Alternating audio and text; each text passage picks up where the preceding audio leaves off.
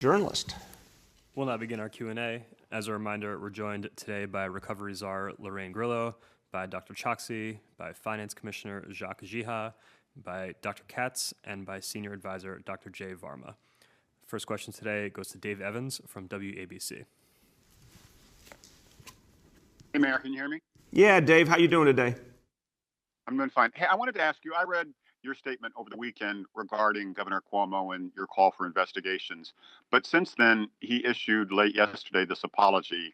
I guess you could call it an apology, saying, if my kidding was misinterpreted, then I'm sorry that you misinterpreted it that way.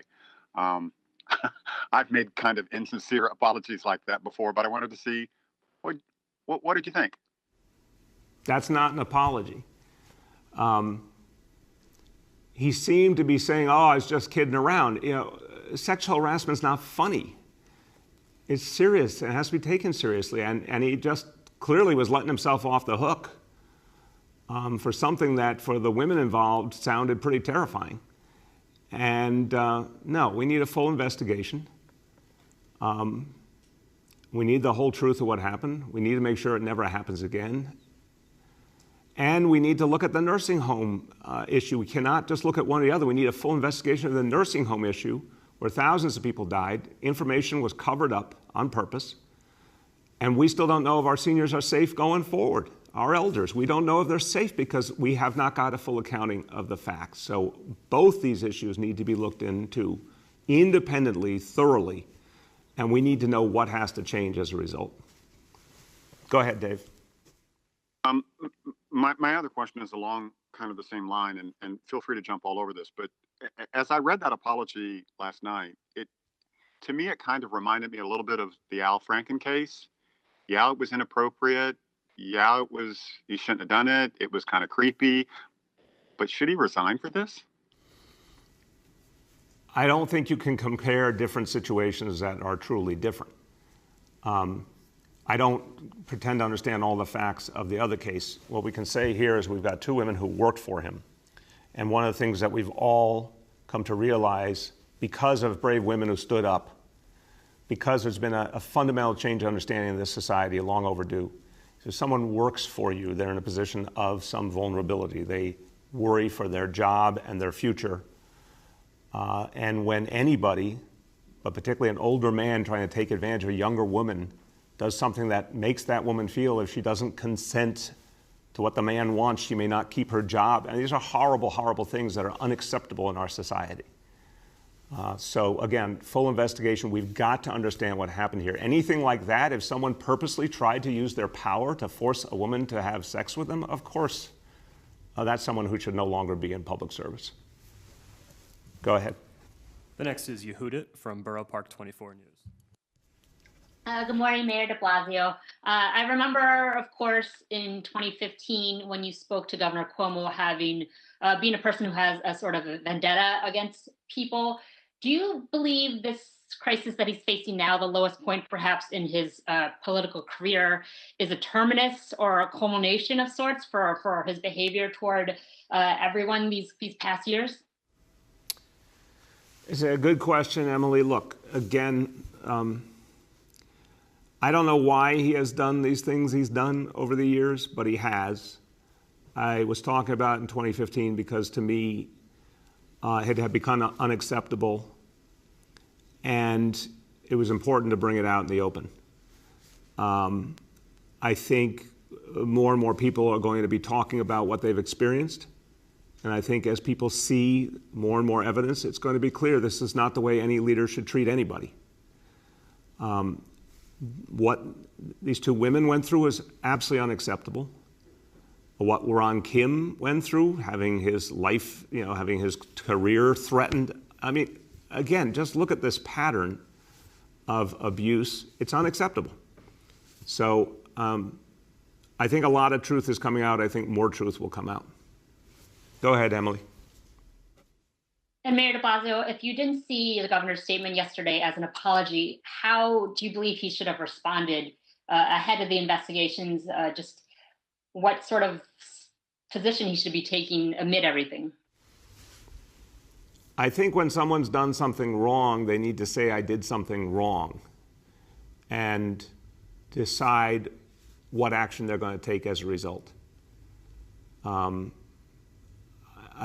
it's even more horrible if it's something like sexual harassment or taking advantage of high office and intimidating a young woman.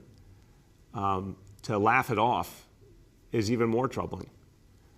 It's not a laughing matter. So, people who have done something wrong need to admit it and then talk about what needs to change. And I certainly didn't hear that. You had your fair share of aggressive treatment by Cuomo. Do you feel that now whatever's being revealed about the governor and also your call for an inquiry of his handling into the nursing home situation, that once, number one, that people will start looking into his entire handling of the state in all crises, but also that now that people are questioning his approach, that this sort of adds to the distrust that people have in government and complicates people complying with restrictions and coronavirus guidelines? It's a very thoughtful question, Jacob. And I have to say, when leaders do the wrong thing, it certainly does not help faith in government. That's a fair statement. But I think, thank God, so much of what's happening here goes beyond any one elected official. I think the people have learned so much in the last year about the coronavirus. I think the vast majority of people take it very seriously and are listening to the doctors, the experts, Dr. Fauci on a national level and the other national healthcare leadership, Dr. Varma, Dr. Choksi, Dr. Katz here. I think people hear their voices. So I think that's what matters most. I think the fact is that we need to make sure there's full investigations here of everything that happened. These allegations of sexual harassment from the two women who come forward and any other women who come forward. The allegations about the nursing homes, what was covered up, but what was done as well, what happened, why were these lives lost, and did it have any connection to campaign contributions to the governor from the nursing home industry? The big questions have to be asked, and as you remember, Jacob, I know you're a student of history, the famous phrase from Watergate, follow the money. I think whatever investigation happens here has to follow the money. In the meantime, local control needs to be restored. Localities that people trust their local governments and believe in their local healthcare leaders. We need the power to reach our people. We need the freedom to vaccinate. We need to cut the red tape. And I think if that is done, if local control is restored, it's going to help us keep people's faith because they hear best from the voices closest to their lives. So I think we can keep, continuing forward if those actions are taken. Go ahead. The last question for today goes to Gersh from Streets Blog. Hello, Mr. Mayor. How are you? I'm doing well, Gersh. How you been? I love going last because everyone hangs up and I can say, it's not going so well because I hate remote learning. Just thought I'd throw that in there. It's not a question. Gersh, you are always a man of integrity who tells us exactly what you're feeling. But Gersh, on the plus side, the first games have begun in spring training. So that means good things ahead. This is the year. Anyway, I want to ask First question today goes to Sophia from Gothamist. Good morning, Mr. Mayor. I am wondering if you think Governor Cuomo should resign. Sophia, look, these are very serious allegations against the governor, both in terms of the nursing home scandal and in terms of sexual harassment. Obviously, a third woman has come forward. If these allegations are true, he cannot govern. He would not be able to govern. It's as simple as that. You have to have trust from the people, and if you can't maintain that trust, you can't govern. Go ahead, Sophia. Thank you. And pivoting to what the program for homebound seniors will look like now that the Johnson & Johnson vaccines are arriving, how quickly do you think the city will be ready to stand up that program? What's the scope of the outreach? Are you targeting specific neighborhoods? Yeah, so I'll start and turn to my medical colleagues. Sophia, look, This is one of the very best uses for the Johnson & Johnson vaccine because it's single shot, which is so important. It means, one and done, and that particularly is important for protecting homebound seniors. They cannot get to vaccination appointments. It has to come to them, so getting it done in one dose is particularly important. Also, it's just an easier vaccine to use, requires less refrigeration. So we're going to devote a lot of the Johnson & Johnson vaccine to the Homebound Senior Initiative. We're getting to the point we'll be able to start that very quickly. It's very labor intensive, so I want to caution it will take time because it's literally someone trained going to each and every home and apartment. But we'll be able to start that out this month. And let me turn to, I know that I have Dr. Choksi, Dr. Katz, Dr. Long. Who wants to start on this? Sir, I'm happy to start on it. And I'll pick up where you left off, which is that we've been planning for this, of course, with respect to being able to use the Johnson & Johnson vaccine for our homebound seniors. And I'm so heartened that some of the most vulnerable New Yorkers will get this added layer of protection. It is something that is logistically complicated, but we're committed to doing it in the coming days. We expect to get the initial part of our Johnson & Johnson supply later this week. It could be as soon as Wednesday or Thursday. And very soon after that, we will be ready to start deploying the vaccine to actually reach our homebound seniors. That overall process will take a matter of weeks, but we aim to start as soon as possible once we have the vaccine in hand and we work through the protocols to deliver it safely. Dr. Katz or Dr. Long, anything to add? Yeah, this is Dr. Long. The only thing I would quickly add is, again, this is an incredibly important population. I've literally been, as a primary care doctor, counting the days until we receive the Johnson & Johnson vaccine, which would be life-saving for this population of New Yorkers. We've been planning this for weeks. We'll execute as quickly as possible. And as Dr. Choksi said, we're heartened that we have this ability to keep our New Yorkers safe. Thank you very much. Go ahead. The next is Sean from the Daily News. Yeah, good morning, everyone. I also had an Albany-related question. The State Assembly canceled a session yesterday as the Capitol is just consumed by the Cuomo scandals. There's just a month to go before the state legislature is supposed to approve a fiscal plan. I just wanted to ask, with all the chaos in Albany, are you concerned about the state budget being passed, or any other thoughts about getting that done? I have a lot of faith in the legislature, Sean. I gave my testimony about a month ago. A lot of legislators agreed that we have to stop the governor's proposed cuts to health and hospitals, which is almost a half billion, in cuts. That we have to stop the governor's proposal to take $800 million away from New York City public schools. We have to stop the governor's proposal to take away the rights of local communities to have a say in land use decisions and give that power to wealthy developers. We, I think, clearly have a number of items we're concerned about, plus the things that we need to get done to empower working New Yorkers and create equity, like local hiring legislation, to make sure that everyday working people in communities where development is happening actually benefit from the jobs from that development, and the ability to get more and more of our government contracts to minority and women-owned businesses.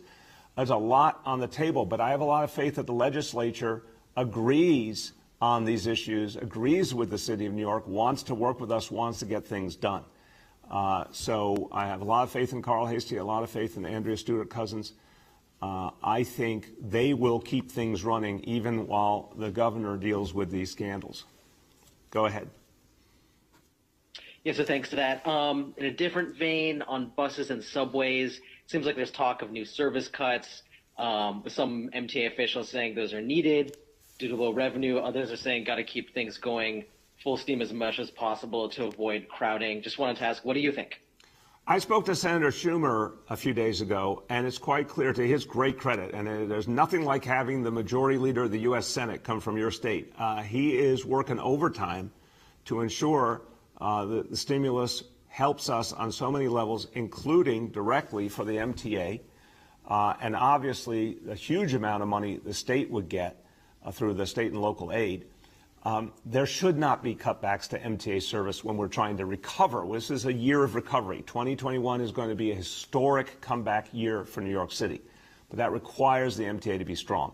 From everything I can see in the proposed stimulus, the money is there to keep MTA service at the levels it is at now, and there should not be any cutbacks in that service, especially at this crucial recovery moment. So I understand anyone who says the MTA has big challenges. But cutting back service would be a huge mistake. And by the way, let's move forward with congestion pricing. One of the ways to help benefit the MTA and the bottom line, the MTA, and make sure we have the mass transit we need is to move congestion pricing aggressively. I spoke to the new Transportation Secretary, Pete Buttigieg, last week. He heard me loud and clear. New York City's ready to go. I think he's going to do a lot to help us. He's a former mayor. He understands how to get things done at the local level. Let's speed up the process to bring congestion pricing into play so we can have additional revenue to protect mass transit for all New Yorkers. Go ahead. The next is Emma from the New York Times. Hi, good morning, Mayor. So there's been some debate over... If we have more supply available, we will use it. I don't have a doubt in my mind. Go ahead, Juan Manuel. The governor has not given a news conference for a week. We are still in the middle of a pandemic, a mass, vital, complicated vaccination effort, budget negotiations, recovery for New York State and New York City. I know that you've said you want to see a full investigation into the claims the governor sexually harassed women. But do you think that while this investigation is happening, the governor can be effective? And if not, should he step aside temporarily and let Lieutenant Governor Kathy Hochul take the helm? Look, we need a full investigation into the allegations of sexual harassment. We need a full investigation into the nursing home scandal. We need the full truth, and we need it quickly. In the meantime, if the governor is to remain in office, he has to govern. He has to answer questions every day and address the issues. There's so much going on with this pandemic. We have to continue to do this work to protect people's lives. And obviously, part of that is responding to the concerns of the public expressed through the media. That's the bottom line right now. If he can't do that, if he can't govern, that's be true of any leader. If you're not in a position to govern for whatever reason, if you're incapacitated, whatever it is, of course, step aside and let someone else do it. But right now, what we need is clear answers, clear progress in terms of this pandemic. And we need local control, because especially when we see the dysfunction in Albany, it's the time to restore local control fully.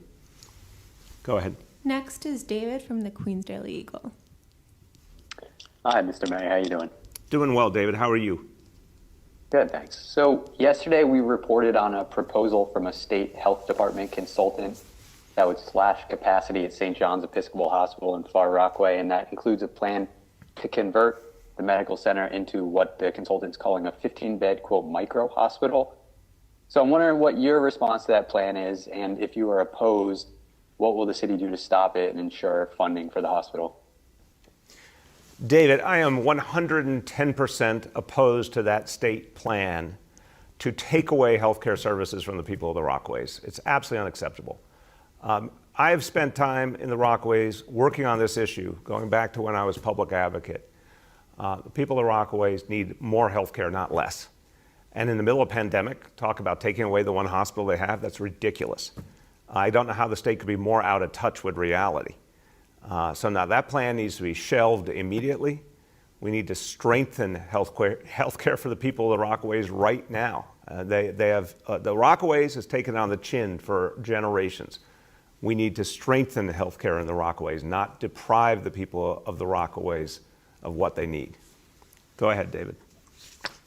Thank you. Another story here. So payroll. Hi, Mayor. Can you hear me? Yeah, Dave. How you doing? I'm doing fine. Hey, I just wanted to ask you, I don't know if you had I'm sure you were busy yesterday, but I wanted to see if you had a chance to watch the governor yesterday, what you thought of his apology. And also, I was a little bit surprised, I didn't know if you were, that he seemed to take given his circumstances, he still took a shot at the city and how it's doing. What did you think? I think he was disrespectful to the people of New York City. look, this city has been heroic. The people of this city have been heroic. This city fought through being the epicenter of this crisis, came back. We created the biggest test and trace corps in America. We brought back our public schools. The men and women of the NYPD have been out there doing extraordinary work, getting guns off the street. People in this city are fighting back, and we are recovering quickly, strongly. And you would think any governor would support that and celebrate that, not denigrate it. But clearly, he's trying to distract attention from his own problems. He's got 3 women who have brought forward allegations of inappropriate activity and sexual harassment. He has a nursing home scandal and a cover-up related to that scandal. He's trying to distract attention away from that. And people are smarter than that. They understand that everyone in this city is moving heaven and earth to come back strong. He should address his own problems, not try and put down the people of New York City. Go ahead, Dave. Mayor, just as a follow-up, I know the last time that we asked you about his previous apology, you said, come on, that's not an apology. Did you think that this overall apology was more sincere, more believable? Give it a grade. I don't do grades. I'll just answer no. No, I don't think it changes anything. Go ahead. Next, we'll go to Dana from the New York Times. Mayor, I was wondering, you've talked a lot about the governor being a bully, and I was wondering if you could share specific details about an incident where you personally felt particularly bullied by him, and an incident that you think sort of illustrates the point. Look, thank you for the question, Dana. I'm not going to be able to throw out a vignette on a moment's notice. I can certainly say that reports, for example, demanding that people be fired, absolutely that's happened, which is absolutely inappropriate. The whole concept of using power in that fashion rather than trying to solve problems, this has been my concern from the beginning, and I talked about this back in 2015. He doesn't say, how do we work together to solve the issues of homelessness? That's never the conversation. It's always something about what he needs. And this should be about the people. This should be about what the people need. That's the sad part of the reality here. It's not just to think about this, is this bad behavior? It's what does it lead to? What happens in the end?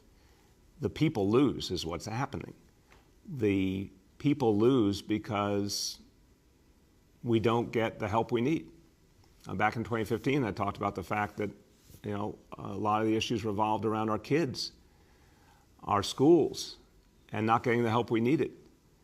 So when we think about this kind of bullying attitude or approach, don't just dwell on the personality feature. Let's talk about what it leads to. A lot of times it leads to working people being left out of the equation, and that's what troubles me the most.